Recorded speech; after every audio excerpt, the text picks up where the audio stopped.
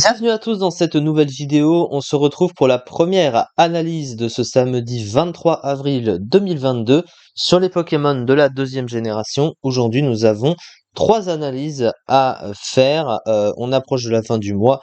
Comme vous avez pu le constater, donc on va en faire de plus en plus évidemment.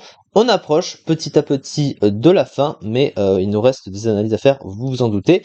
Et pour commencer, dans l'ordre, nous avons Qwilfish. Alors Qwilfish, c'est un Pokémon qui paraît pas en apparence, mais c'est un Pokémon qui est quand même intéressant en stratégie, même si certaines choses le rattrapent et le rendent assez mauvais.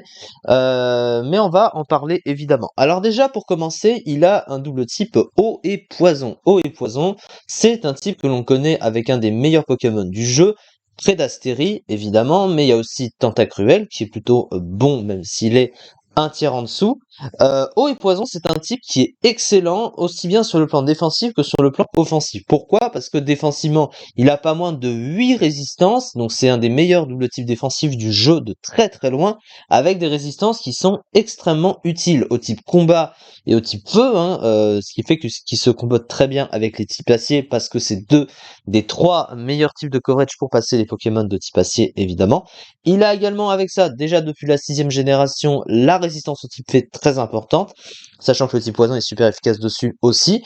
La résistance poison, la résistance acier, la résistance insecte, c'est pas des résistances de type offensif, mais il s'en plaint pas. Et surtout des résistances eau et glace qui rajoutent son palmarès de résistance. Il possède trois faiblesses dérangeantes quand même à côté. Le type électrique, c'est gênant. Le type sol, c'est très gênant. C'est le troisième des types de coverage permettant de passer le type acier, évidemment. Et le type si, même si ça paraît pas extrêmement vu, ça reste assez gênant. Donc, c'est ça, mais comparé au stock de résistance qu'il possède, c'est vraiment très très fort. Mais ça ne s'arrête pas là pour ce cher Qwilfish. Offensivement, le double type eau et poison est également très fort, même si là encore, ça ne paraît pas comme ça en apparence. Il n'est pas résisté par beaucoup de Pokémon, et puis surtout l'avantage c'est que le type eau est neutre sur le type acier, là où le type poison est immunisé par le type acier. Donc du coup, ça permet de toucher les types acier au moins sur le neutre et d'apporter plus de coverage offensif à ce niveau-là. Et vous voyez, 29 Pokémon dans le jeu qui résistent au double stab, c'est vraiment plutôt intéressant. Donc clairement, il va pas s'en plaindre. Et puis voilà, c'est vraiment très intéressant à ce niveau. Au niveau des talents, il en possède trois. Alors le premier, c'est Intimidation. Intimidation, c'est extrêmement pratique. Ça baisse l'attaque du coup de l'adversaire d'un cran lorsqu'il arrive sur le terrain. Donc évidemment, c'est extrêmement pratique, surtout si en face t'as un gros attaquant physique, évidemment. Il a Point Poison en deuxième talent qui donne 30% de chance d'empoisonner un adversaire s'il reçoit une attaque de contact, si ce dernier n'est évidemment pas immunisé à cela, mais ça reste utile. Et il a Glissade qui, sous la pluie, lui double sa statistique de vitesse, sachant qu'il a une vitesse qui est assez moyenne, et bien il en profite sous l'arrêt. Donc c'est assez pratique aussi. Donc les talents sont plutôt bons, et bien adaptés à ses rôles globalement. Euh, sur le plan des statistiques maintenant, c'est là que le Pokémon est beaucoup moins bon.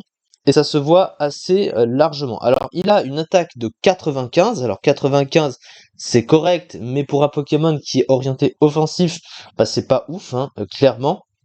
Son bulk est pas ouf non plus. 65 en PV, 85 en défense, 55 en SPDF, vraiment c'est assez mauvais. Il a une attaque spéciale mauvaise, ce qui ne lui permet pas d'être assez versatile, notamment pour utiliser Ébullition, qui est une attaque spéciale de type eau très forte en stratégie, qui peut être utilisable malgré ça, parce que ça a quand même un apport stratégique, mais c'est dommage qu'il ne profite pas de plus de dégâts. S'il avait une meilleure attaque spéciale, ça aurait été le cas évidemment. Et il a une vitesse de 85, donc sans l'utilisation de glissade par exemple, c'est une vitesse qui pour un Pokémon offensif pareil est trop insuffisante. Donc les stats sont juste trop insuffisantes pour correspondre au Pokémon. Son move pool, il est correct, même si il manque un peu d'options quand même ce Pokémon. Alors qu'est-ce qu'il a globalement? Il possède Danse Lame déjà, donc ça c'est un bon move de setup. Il possède évidemment les stabs, il a Cascade et Direct Toxique notamment, il a aussi Liquidation. Après, il a même Aquajet, hein, évidemment, la fameuse priorité stabée. Alors par contre, il a pas un coverage de fou, hein. Son coverage est très limité. Il a rien en fait, à part ses stats, tu vas pas trouver grand-chose, donc c'est assez dommage en vrai. Il a que ses stabs. Voilà, hein, il aurait aimé un petit move de courage dans le lot. Son move pool de soutien est plutôt correct. À côté, il a provoque, il a les pics toxiques, cache d'air. Il a accès à explosion, hein, en attaque offensive aussi. Il a Destiny Bond aussi, hein, ça en fait un bon suicide lead du coup. Donc en vrai, pour les soutiers, ça en fait un bon suicide lead. Et puis il a un double type qui apporte défensivement et offensivement, avec des talents corrects. Donc pour les soutiers, il est très fort et l'atteste un peu les usages puisqu'il est quatrième du ZU, hein, 21,81%. Donc en ZU, c'est un top tiers, mais ses stats insuffisantes et son manque d'options et la comparaison avec d'autres Pokémon de soutien plus intéressants à jouer, surtout Predaceri, on l'a cité, hein, mais pourquoi? Parce que Predaceri déjà, même s'il est plus orienté défensif, il a un bon move de soin, lui il n'en a pas. Lui c'est un peu un soutière finalement, parce que même sans soin, bah, il a des capacités qui ressemblent à Predasteri. Mais Predasteri, il a aussi sabotage, par exemple, il a Régé Force, bref. Il est largement plus fort que ce truc, évidemment, mais Quillfish, dans son tiers, est quand même fort. La fiche stratégique, attaque plutôt bonne et vitesse correcte, double type intéressant défensivement, un move pool parfaitement adapté à un rôle de lead, accès à Pico, Pic Toxique, provoque, voire de suicide lead, prélèvement destin, explosion, de bons talents, statistiques sur le plan spécial mauvaises, couplées à de faibles PV. Du coup, c'est ça pour Quillfish. On se retrouve pour la seconde analyse du jour, et il y en aura encore une après. Merci beaucoup de m'avoir suivi pour cette vidéo, et à très vite pour la suite.